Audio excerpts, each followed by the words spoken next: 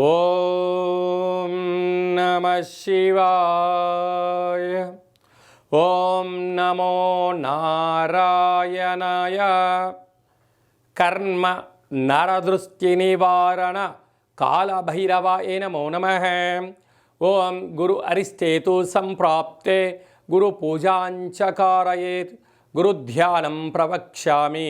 విద్య ఉద్యోగ విదేశీయాన రాజసన్మానోత్సవ గజసన్మానోత్సవ వివాహ తదనంతర పుత్ర పుత్రిక సంతాన సంబంధిత అరిష్ట దోషపీడోప ఉపశాంతయే. హరి ఓం. మా ఛానల్కి స్వాగతం.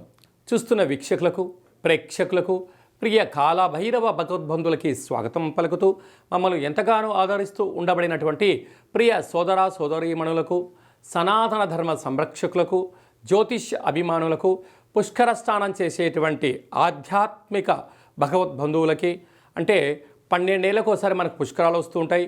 కుంభమేళ, అర్ధ కుంభమేళ, మహాకుంభమేళలో స్నానం చేసే వారందరికీ మరొక్కసారి చిన్న విన్నపం ఏమిటయ్యారగా, వృషభ రాశిలో నుంచి దేవగురు బృహస్పతి మిథున రాశిలోకి ప్రవేశం జరుగుతుంది. కనుక మనకు సరస్వతి మాత అంటే సరస్వతి నది పుష్కర మహోత్సవ కార్యక్రమాలు జరుగుతూ ఉన్నాయి. కనుక మనకు తెలంగాణ రాష్ట్రంలో కాళేశ్వరం దగ్గర మనకు అంతర్వాహినిగా సరస్వతి నది పుష్కర మహోత్సవ కార్యక్రమాలు గవర్నమెంట్ వారు కూడా పెద్ద ఎత్తున ఏర్పాట్లు చేయడం జరుగుతుంది. కనుక మనమందరము కూడా మే నెల 15వ తారీఖు నుండి 27వ తారీఖు వరకు మన వీలును బట్టి వెళ్ళి పుష్కర స్నానాన్ని ఆచరింపజేసుకొని ముక్కోటి దేవతల యొక్క ఆశీస్సులు, పుష్కరుడి యొక్క ఆశీస్సులు పొందాలని కోరుకుంటూ, అందరిపైనను 12 రాశులపైనను, ఈ భూమండలం మీద ఉండబడినటువంటి అనేక జంతువులపైనను, పక్షులపైనను, ప్రకృతిపైనను దేవగురు బృహస్పతి యొక్క ఆశీస్సులు ఉండాలని కోరుకుంటూ, అందరినీ చల్లగా ఆశీర్వదించమని కోరుకుంటూ మనము స్వామివారిని వేడుకుందాం. 12 రాశుల్లో గ్రహ గమనాన్ని ఓసారి వీక్షింపజేద్దాం. 15/5/2025 నుండి 31/5/2025 వరకు 12 రాశుల్లో గ్రహ గమనాల్ని మరొక్కసారి వీక్షింపచేద్దాం. మేషరాశిలో బుధ భగవానుడు సంచార స్థితి, వృషభ రాశిలో రవి భగవానుడు ఏడాది తర్వాత సంచార స్థితి, 12 సంవత్సరముల తర్వాత మిథున రాశిలో దేవగురు బృహస్పతి సంచార స్థితి, కర్కాటక రాశిలో కుజ భగవానుడు నీచభంగ రాజయోగ సంచార స్థితి, కన్యరాశిలో కేతు సంచార స్థితి, మీనరాశిలో శుక్ర భగవానుడు, శని భగవానుడు, రాహు భగవానుడు సంచార స్థితితో ప్రారంభంలో ఇలా ఉన్నాయి. 19వ తారీఖు 5వ నెల 2025 నుండి రాహు భగవానుడు కుంభరాశిలోకి సంచార స్థితి, కేతు భగవానుడు సింహరాశిలో సంచార స్థితితో 12 రాశుల్లో గ్రహ గమనాలను మనం ఒకసారి వీక్షింపచేసాం. తులారాశి వారికి దేవగురు బృహస్పతి యొక్క సంచార స్థితితో ఎలాంటి యోగం కలగబోతుందో ఈ వీడియోలో సవివరంగా సంపూర్ణంగా తెలుసుకుందాం.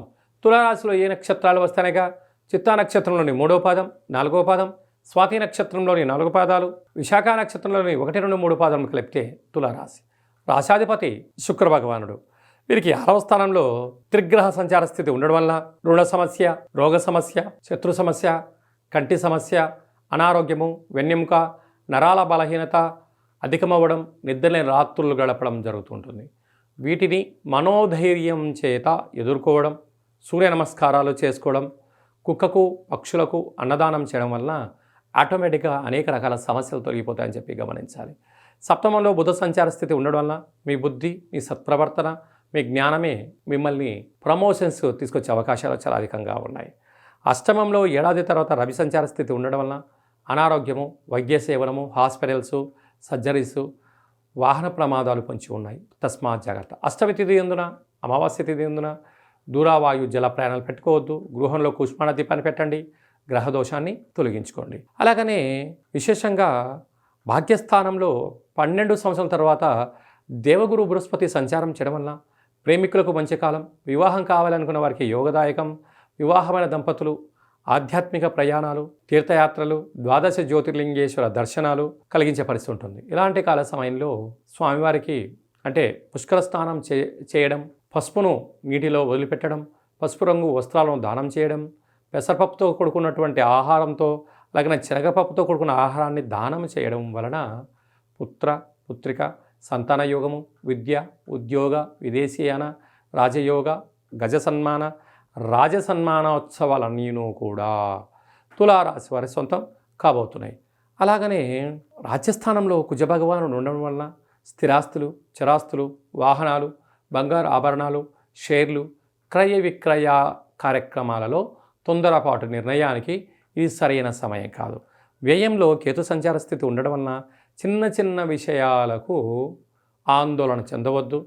అనారోగ్య సమస్యలు వచ్చినా తట్టుకుంటూ మనోధైర్యంతో సలహాలు, సూచనలతో మీరు సొంత వైద్యాలు చేసుకోకుండా మనము నిపుణుల యొక్క సలహాలు తీసుకొని వైద్య సేవనం చేసినట్లయితే త్వరితగతిన మీరు బయటపడి ఆరోగ్యాల చేత, ఆధ్యాత్మిక చింతన చేత చాలా బాగుంటుంది.